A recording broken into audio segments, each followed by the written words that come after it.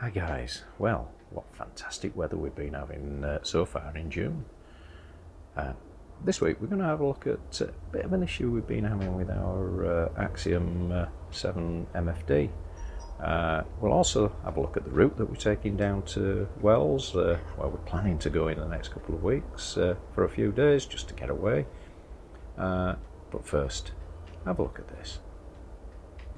Our daughter is in the process of buying a house in South Lincolnshire. It's 300 to 400 years old in parts, and in one section there is a piece of the Endeavour, Captain Cook's ship. It's part of the mast. Apparently some of the crew came from the same village. So I've decided to paint a picture of the Endeavour on its adventures. I'm using this image to copy from, and that's my first rough sketch. So we'll see over time how that comes along. So on the last couple of occasions we've been having a bit of trouble with our Raymarine Axiom display. When we've been on a route following and been navigating, it's been shutting down. Even when we've been in the marina and I just set it onto a route, it shut down. And now after talking to Raymarine, they said it sounds a bit like a memory issue. So, and this started after the last update. What it was also doing was writing spurious data back to the memory card and filling the memory card. So Raymarine have said you need to do a power off reset or power on reset. So how you do that, I've already done it, so I've reset this, but how you do that is, first of all, most important, go to My Data, remove your navigation memory card, put a blank memory card in, and save your data. Save all of your waypoints and routes that you've already got set and other data from the machine. Very, very important. Then eject that memory card and leave both out. Next, turn the module off. Remove the power cord and wait 30 seconds.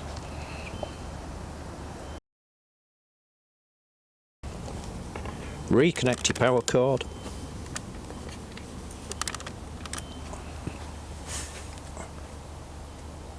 Turn the unit on and then start swiping right to left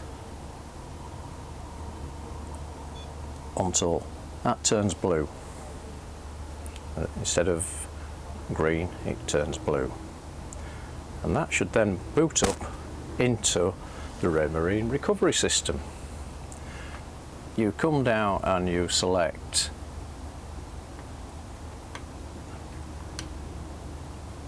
can't do it from the side. There we go. Wipe data, factory reset, and accept that. I'm not going to accept it because I've done it. So I can come back up to reboot system now. You accept it.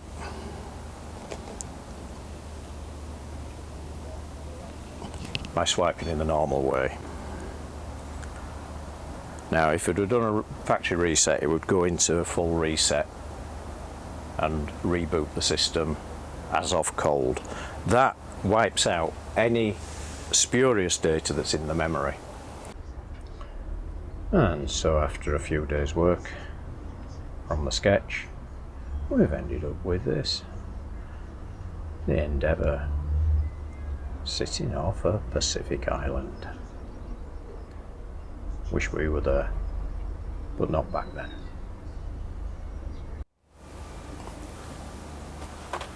We're using IMRAE CH29 chart as a paper chart. Why use a paper chart? Well, you've got an Axiom MFD and avionics. Well, as you saw earlier, we've been having a few issues with the Axiom, don't want to trust in that.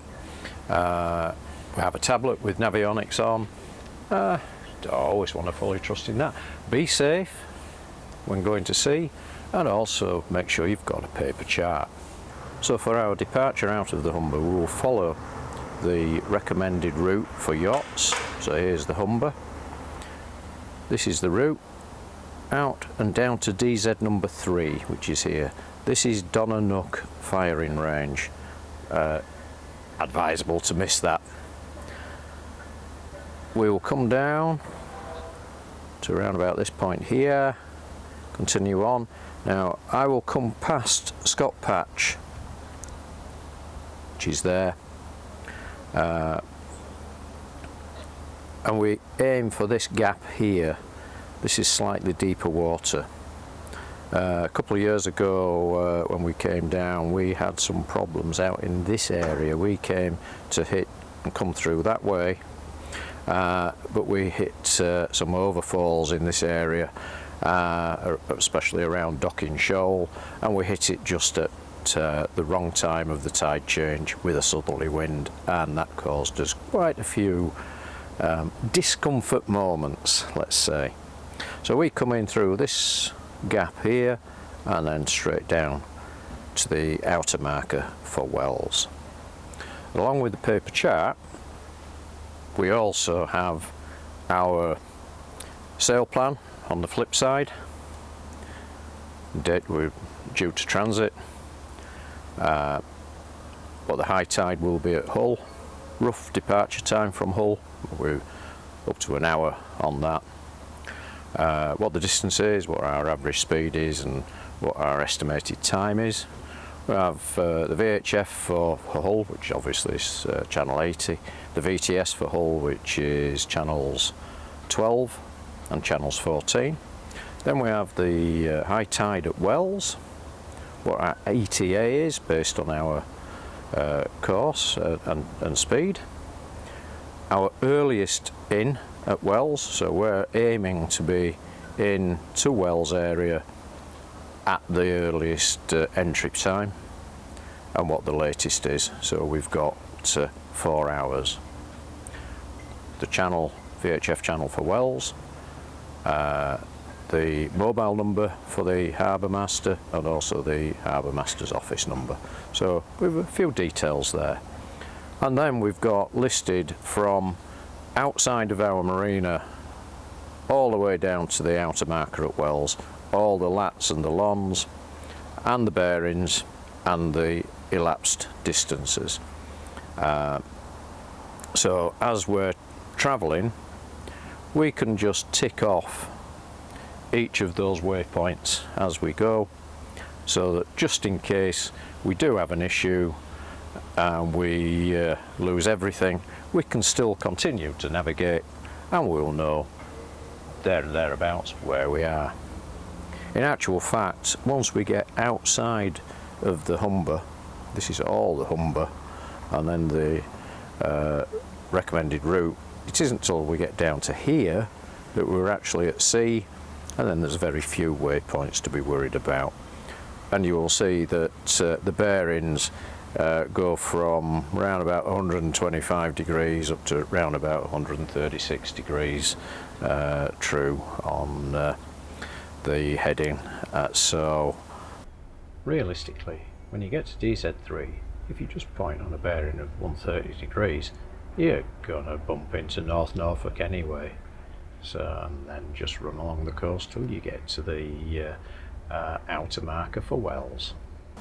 And so obviously we've also got that in the Raymarine, and we pick up then the recommended route coming out to DZ number 3.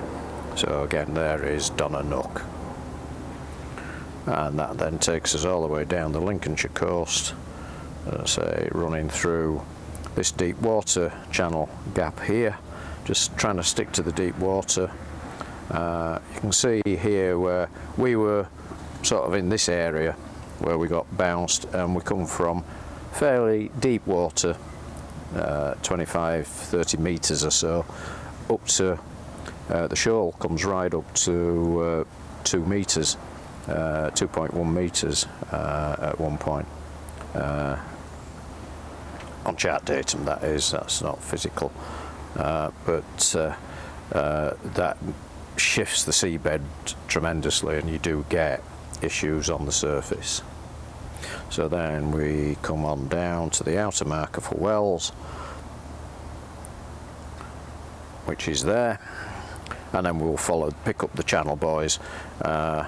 Navionics doesn't do a good job because the channel is all over the place, and it depends when it was last updated in actuality.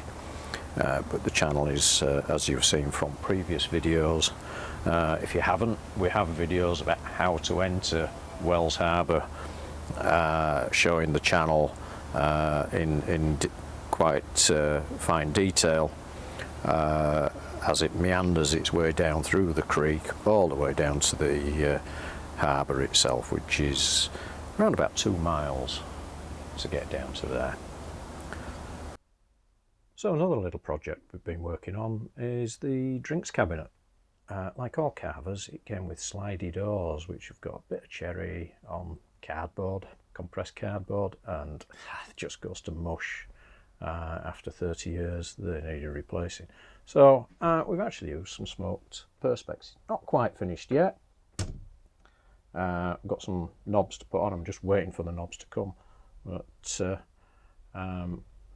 put 2 doors on, 2 half doors.